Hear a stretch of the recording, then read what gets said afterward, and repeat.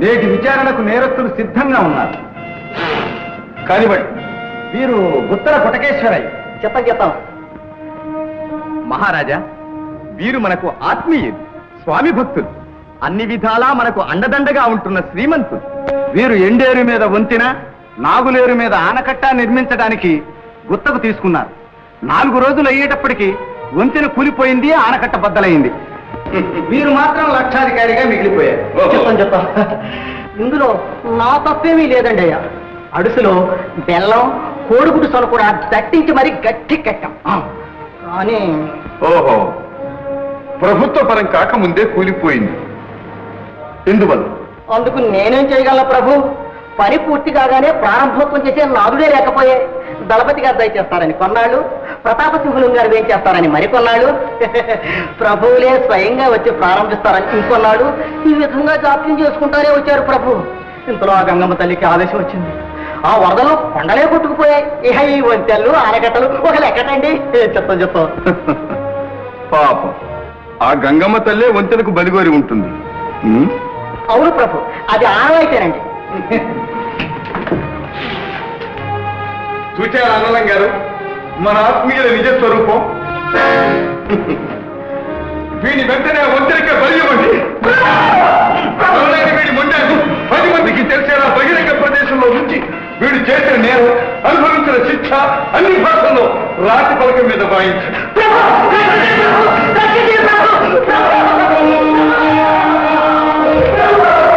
ప్రభు, ఇతను ధనాసరి ధనయ్య. అధిక ఆహారోత్పత్తికి బాధితానిస్తానని 2000 వరహాలు పుచ్చుకున్నాడు. అబద్ధం మహారాజా, నా చేతికి వచ్చింది 200. అదేమిటి? మంజూరైంది 2000 అన్నారండి. మనకంటే మా ఊరు నుంచి నగరానికి, నగరం నుంచి మా ఊరికి తిరిగి చెప్పులు అరిగిపోయినాయండి. ఆ రాకపోకలకు, దారి ఖర్చులకు అందులో సగం అయిపోయిందండి. మిగిలిన సొమ్ము మరి వెళ్తే చిల్లర దేవుళ్లకు చిన్న నైవేద్యం అండి, మూల విగ్రహాలకు పెద్ద నైవేద్యం. అంచెల వారీగా తమ అధికారులందరికీ అంతో ఇంతో ముట్ట చెప్పుకుంటూ వచ్చేప్పటికీ నా కాడ మిగిలింది 200 అండి. పాపం, తంబులు ముట్టంతోలా తమరు ఒక్కరికేనండి. ఈ 200తో అనుకున్న బావి తవ్వగలమా? తమరే చెప్పండి.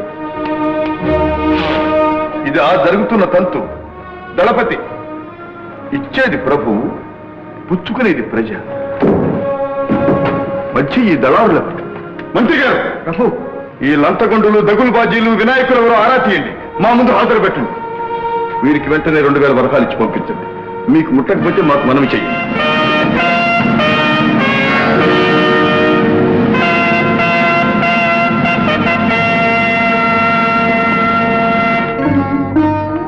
ప్రభు, ఇతడు అనాథరక్షక బిరుదాంకితుడు, ముష్టి కోటీశ్వరయ్య. వరద బాధితులకని, అగ్ని బాధితులకని, క్షామపీడితులకని, బొక్కసు నిధులని రకరకాల పేర్లతో నిధులు వసూలు చేసి వాటంత ఇల్లు కట్టుకుని కొనుక్కుతున్నాడు. ఆ నిధులు ఏ విధంగానూ సద్వినియోగం కాలేదు. ఏం చేయను ప్రభు, నిధులు వసూలయ్యే నాటికి బాధలు నివారణ అయిపోతున్నాయి. అందువల్ల ఆ నిధులు కాపాడలేక భవనాలు కట్టించి అందులో కులుకుతున్నారా? ఎంత మాట ప్రభు. ఆ భవంతులన్నీ బాడికిచ్చారు, అవునా? ఆ డబ్బుతో మరో 2 అంతస్తులు కట్టించి మరికొందరి ఆశ్రితులకు నివాసం కల్పిస్తున్నావు ప్రభు.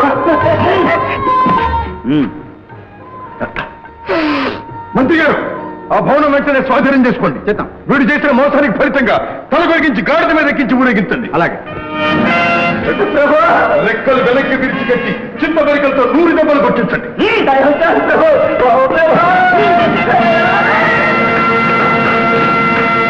దళపతి, ఈమె ఎవరు?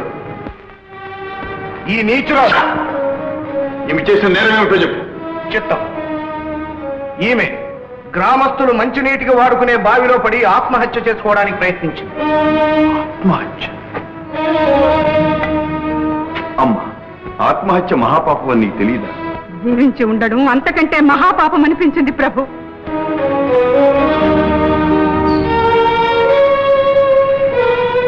అమ్మ, భగవంతుడు ప్రసాదించిన నిండు ప్రాణం అంతం చేసుకునే అధికారం ఎవరికి లేదు. అది చట్ట విరుద్ధం. ఇంత పాపానికి ఎందుకు పూనుకున్నావమ్మా? అందుకు కారకులు మీరే ప్రభు. ఏమిటి? నేనా? ముమ్మాటికి మీరే.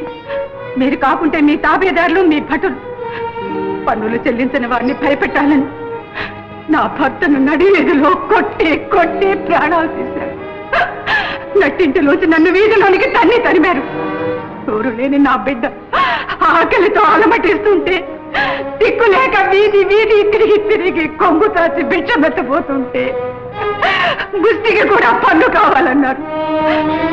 ఆకలి ఆకలి అంటూ ఉన్న ఒక్క బిడ్డ ఈ చేతుల్లో మరణించింది ప్రభు.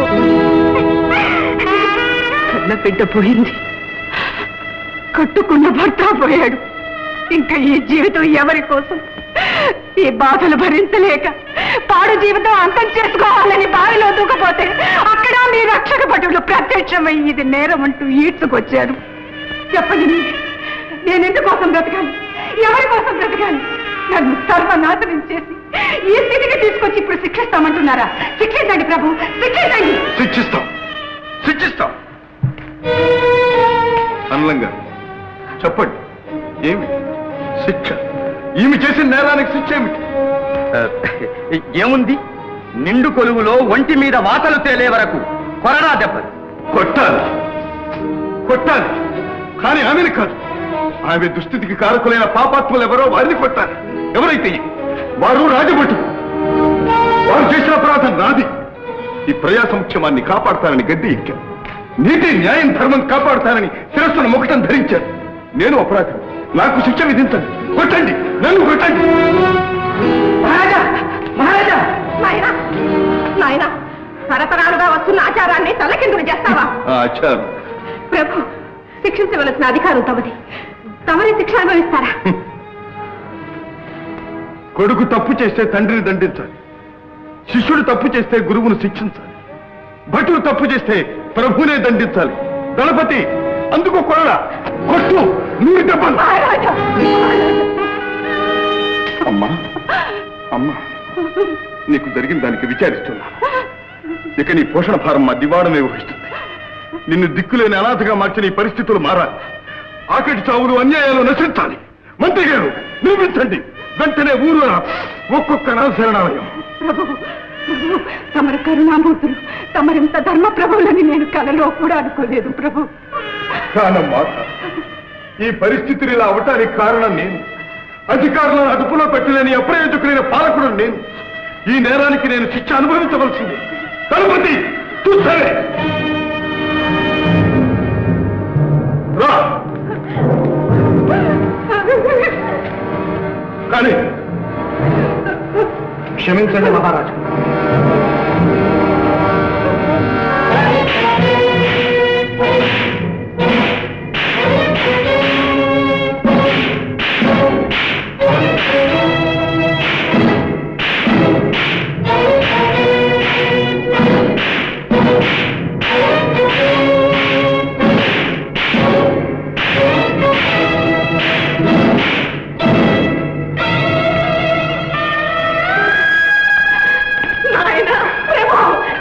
Wonderful, wonderful. You are a great king. Solomon came to judgment. దేశాలు తిరిగాం, రాజ్యాలు తిరిగాం, కానీ ఎట్టి రాజును ఎట్టి దేశంలోనూ చూడలేదు. రాజావా, మా రాణి గారికి మీ గొప్ప మరీ చెప్తాం. మా ల్యాండ్ లో ఇది ఒక కథగా చెప్తాం. May God bless you and your Kingdom.